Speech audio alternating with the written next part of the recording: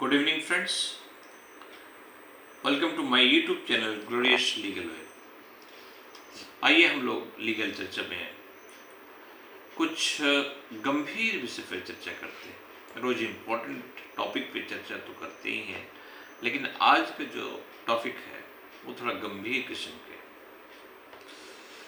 तो फ्रेंड्स, हम लोग जानते हैं कि जब किसी के अगेंस्ट में अपने क्रिमिनल जस्टिस सिस्टम्स में किसी के अगेंस्ट में अगर एफआईआर रजिस्टर्ड हो जाता है तो वो सबसे पहले प्रयास करते हैं कि एंटीसिपेटरी बेल ले लें।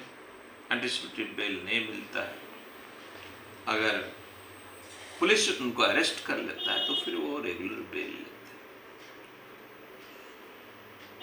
अगर एफआईआर मलासियस हो या एक फॉल्स फैब्रिकेटेड हो, ऐसे सिचुएशंस में हम लोग हाई कोर्ट में सीआरएमपी फाइल करते हैं।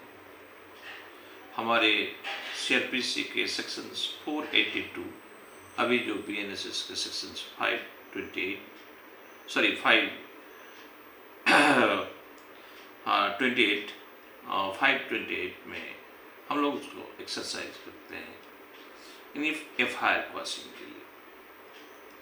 तो फ्रेंड्स, ये सारे विषय जो है एक नॉर्मल एक्सरसाइज जैसा है, हम लोग करते आ रहे हैं। लेकिन आज जो विषय है जिस पे हम लोग चर्चा करेंगे, क्या सीआरएमपी फाइल करते हुए उस सीआरएमपी में हम लोग किसी का बेल ले सकते हैं सीआरएमपी के तहत, और स्पेशली जब ट्रायल जो है आर्गुमेंट स्टेज में हो, यानी आर्गुमेंट हो गया, हो सकता है कि 2 दिन या 3 दिन के बाद ही जजमेंट हो जाए या 1 दिन के बाद ही जजमेंट हो जाए, लेकिन फिर भी हाई कोर्ट क्या सीआरएमपी में, उस सीआरएमपी में बेल दे सकता है या देता है। तो आइए हम लोग देखते हैं कि ऐसा क्या प्रोविजंस है। तो हम सब जानते हैं कि 482 should not be routinely used at a final argument stage but may be used in exceptional circumstances। हमारे सीआरएमपी में जो हम लोग किसी की बेल के लिए प्रे करेंगे, ये कोई रूटीन मैटर नहीं हो सकता। 482 should not be routinely used in a final argument stage but may be used in exceptional circumstances। लेकिन ये एक्सेप्शनल सर्कमस्टांसेस के तहत एक सीआरएमपी एप्लीकेशन में भी बेल दिया जा सकता है या दे सकता है, अगर वो एक्सेप्शनल सर्कमस्टांसेस हो। अब सवाल पैदा होता है कि वो एक्सेप्शनल सर्कमस्टांसेस क्या है। फ्रेंड्स, 482 या 528 बीएनएसएस, 482 सीआरपीसी, अभी हम लोग 528 बीएनएसएस। तो ये क्या है कि inherent power of the high court की इनहेरेंट पावर है। तो जब प्रोसीड्यूरल इलीगलिटी, मैनिफेस्ट एब्यूज और जुरिडिक्शनल डिफेक्ट्स की मैटर हो, कोर्ट को ऐसा लगे कि ये जो मैटर है ये प्रोसीड्यूरल इलीगलिटी है, मैनिफेस्ट एब्यूज है और जुरिडिक्शनल डिफेक्ट है, तो ऐसे सिचुएशंस में एक सीआरएमपी में अगर ट्रायल कोर्ट के केस का स्टेज आर्गुमेंट स्टेज ही क्यों ना हो, फिर भी बेल दिया जा सकता है या दे सकता है। अब सवाल पैदा होता है, थोड़ा हम लोग इसको जानने की कोशिश करेंगे कि प्रोसीड्यूरल इलीगलिटी है क्या। Procedural illegality means when legal proceeding is conducted in violations of prescribed procedure of law. हम सब जानते हैं, एक्ट पढ़ते हैं, स्टैट्यूट पढ़ते हैं, लेकिन साथ ही साथ हम लोग कोड को जानते हैं। चूंकि हम लोग क्रिमिनल जस्टिस सिस्टम्स की बात कर रहा हूँ, तो इसलिए हमारे क्रिमिनल प्रोसीड्यूर कोड जिसको हम लोग सीआरपीसी जानते हैं। अभी जो है हमारे बीएनएसएस, भारतीय नाविक सुरक्षा संहिता है। तो ये प्रोसीड्योर को प्रेस्क्राइब करता है कि आपको एक लिखित फॉर्मेट दिया हुआ है कि आपको क्या करना है, कैसे करना है। आप अपनी मनमानी से नहीं कर सकते। तो जब आपकी प्रोसीड्यूरल इलीगलिटी हो, आप उस प्रोसीड्यूर को फॉलो नहीं किए, आपके किसी केस के जो है आर्गुमेंट स्टेज में चला गया विदाउट फॉलोइंग द प्रोसीडिंग जो है,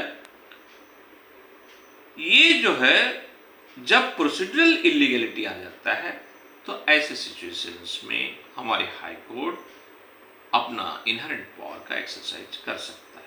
for the example, accused not supplied with charge sheet documents under sections 207 of CRPC। अब जो है हमारे BNS के सेक्शन 213 ऑफ BNSS है। तो जब कोई accused जो है चार्ज शीट और डॉक्यूमेंट्स जो 207 के अंदर जो है सप्लाई करना था उनको, अभी BNSS के अंदर जो है 230 के, लेकिन वो सप्लाई नहीं किया और फिर भी वो केस चला गया आपका आर्गूमेंट स्टेज, ट्रायल कंडक्ट हो गया, trial conducted without framing charge और इम्प्रॉपर कॉग्निजेंस। तो ट्रायल कंडक्ट हो गया विदाउट फ्रेमिंग चार्ज और इम्प्रॉपर कॉग्निजेंस, तो इसको हम लोग कहेंगे कि प्रोसीड्यूरल डिफेक्ट्स है, प्रोसीड्यूरल इरेगुलरिटीज है। ये जो है हमें जो है हम कह सकते हैं कि ये प्रिस्क्राइब प्रोसीड्यूर्स ऑफ लॉ के हिसाब से उन्होंने काम नहीं किया, यानी प्रोसीड्यूरल इलीगलिटी हुआ। और ये जब प्रोसीड्यूरल इलीगलिटी होंगे तो फिर जो है सीआरपीसी के हमारे बीएनएसएस के सेक्शंस 528 सीआरपीसी 482 के तहत जो है इनहेरेंट पावर का एक्सरसाइज हमारे हाई कोर्ट कर सकता है। और हम कह सकते हैं कि अगर ऐसे कोई केस जहां पे केस का स्टेज आर्गुमेंट स्टेज हो, फिर भी ऐसे सीआरएमपी में बेल दिया जा सकता है। और हाल फिलहाल 3 दिन पहले ही हमारे ऑनरेबल जस्टिस अनिल कुमार चौधरी के बेंच में एक सीआरएमपी को सुनते हुए ऐसे बेल दिया गया है। फ्रेंड्स, दूसरा जो पॉइंट है manifest abuse, that is a process of court manifest abuse.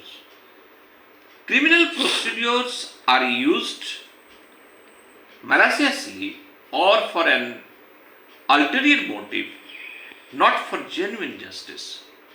तो मैनिफेस्ट एब्यूज इसी को कहते हैं कि जब कोई क्रिमिनल प्रोसीडिंग्स का यूज मैलिशियस पर्पस पे हो या फिर अल्टीरियर मोटिव हो, नॉट फॉर जेन्युइन जस्टिस, तो इसको हम लोग कहेंगे कि manifest abuse. For the example, मान ले कि कोई एक FIR, false FIR launched only to harass a person in a family property dispute. एक फैमिली की प्रॉपर्टी डिस्प्यूट है और इसलिए एक फॉल्स एफआईआर रजिस्टर्ड हो गया।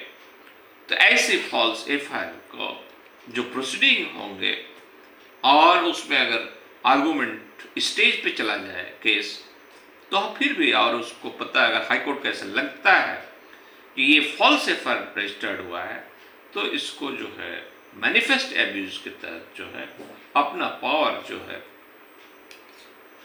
एक्सरसाइज, इनहेरेंट पावर एक्सरसाइज कर सकता है। नेक्स्ट जो पॉइंट हम लोग डिस्कस कर रहे थे, ज्यूरिडिक्शनल डिफेक्ट्स। तो ज्यूरिडिक्शनल डिफेक्ट, ए कोर्ट और authority proceeds without having legal power jurisdiction to try her case।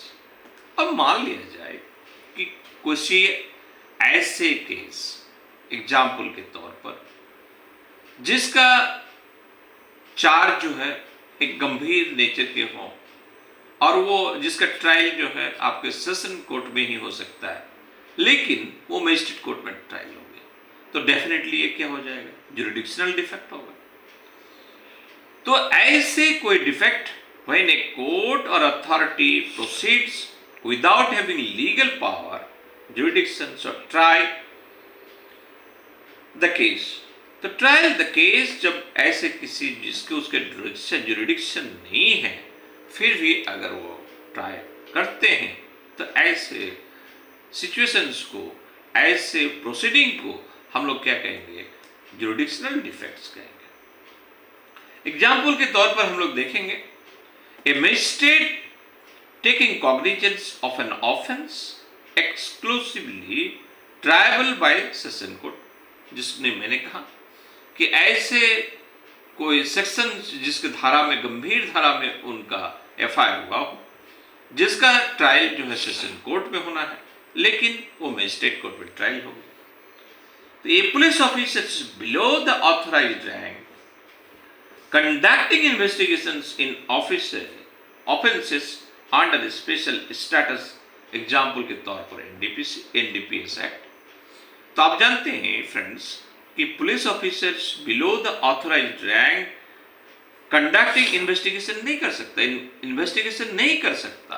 कौन? एनडीपीएस केस में। एनडीपीएस केस में कोई आईओ जो है, investigating officer, above the rank of, above the क्या कहते हैं, रैंक जो है स्पेशल स्टेटस में जो एक police officer below the authorised rank conducting investigation, जिसका ऑथराइज्ड किया गया है कि ये इस रैंक के पुलिस ऑफिसर ही जो है आपका जो है इन्वेस्टिगेशन कर सकता है। अब रैंक के लिए फ्रेंड्स आपको जो है पुलिस मैनुअल पे जाना पड़ेगा कि कौन से रैंक के ऑफिसर्स क्या इन्वेस्टिगेशन कर सकता है या क्या नहीं कर सकता है। तो ऐसे सिचुएशंस में हम लोग इसको कहेंगे कि दिस इज द जुरिडिक्शनल डिफेक्ट, इसको हम लोग कहेंगे जुरिडिक्शनल डिफेक्ट। तो ये 3 पॉइंट जिसके अगर मौजूद रहता है तो हाई कोर्ट की जो इनहेरेंट पावर एक्सरसाइज है, जिसमें हम लोग सीआरएमपी में नॉर्मली एफआईआर क्रॉसिंग करते हैं, लेकिन सीआरएमपी के तहत एप्लीकेशन डाल के अगर केस के स्टेज, आर्गुमेंट स्टेज पे ही क्यों ना हो, ऐसे स्थिति में भी उस सीआरएमपी एप्लीकेशन में बेल लिया जा सकता है, बेल का प्ले किया जा सकता है। इस संदर्भ में कई केसेस भी है, केस लॉज भी है हमारे, स्पेशली झारखंड के केस लॉज। फ्रेंड्स, इसके अलावा हम सब जानते हैं जो sections 167 two CrPC, section 167 two CrPC, 167 under bracket 2 CrPC, अभी जिसको हम लोग एनडीपीएस के सेक्शंस 187 अंडर ब्रैकेट 2 बीएनएसएस में पढ़ते हैं। यानी 167 under bracket 2 CrPC equivalent to 187 under bracket 2 BNSS, जिसमें 60 डेज और 90 डेज डिफॉल्ट पीरियड बताया गया। इसमें क्या कहा गया कि आपको जो है चार्जशीट एक टाइम फ्रेम में सबमिट करना है। अगर कोई नॉर्मल ऑफेंसेस हो तो आपको 60 डेज के अंदर, अगर कोई गंभीर किस्म की ऑफेंसेस हो तो 90 डेज के अंदर। तो a magistrate to whom an accused person is forwarded under the sections may, whether he has or has not jurisdictions to try the case, from time to time authorize the detentions of the accused in such custody as he think fit for a term not exceeding 15 days in the whole, and if he has no jurisdiction to try the case or commit it for trial and consider the further detentions unnecessary।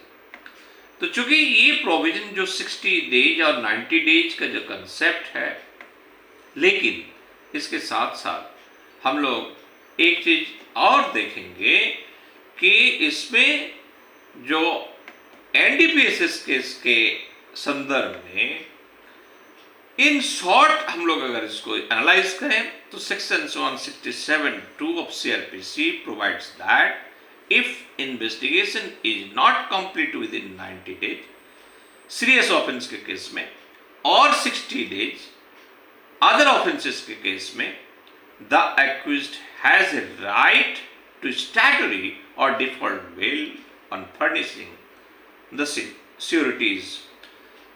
तो अगर 167(2) को हम लोग go through करें तो specially अगर 60 दिन या 90 days what ever might be, जैसा भी सिचुएशन हो, अगर उसके अंदर कुछ कोई चार्जशीट फ्रेम नहीं हो रहा है तो चार्ज इन्वेस्टिगेशन कंप्लीट करके जो है चार्ज इन्वेस्टिगेटिंग ऑफिसर अपना जमा नहीं कर रहा है चार्जशीट, तो ऐसे सिचुएशंस में क्या होंगे कि एक्यूज्ड को डिफॉल्ट बेल लेने का अधिकार बन जाता है।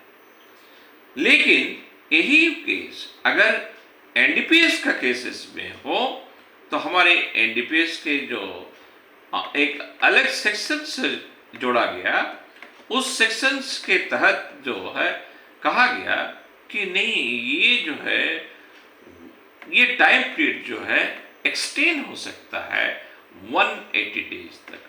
चूंकि ये एक स्पेशल एक्ट है एनडीपीएस एक्ट, इसलिए ये जो इनका जो डिफॉल्ट बेल का जो कंसेप्ट है उसको इसका लाभ नहीं दिया जा सकता, क्योंकि इसमें टाइम कंज्यूम होता है, टाइम लगता है।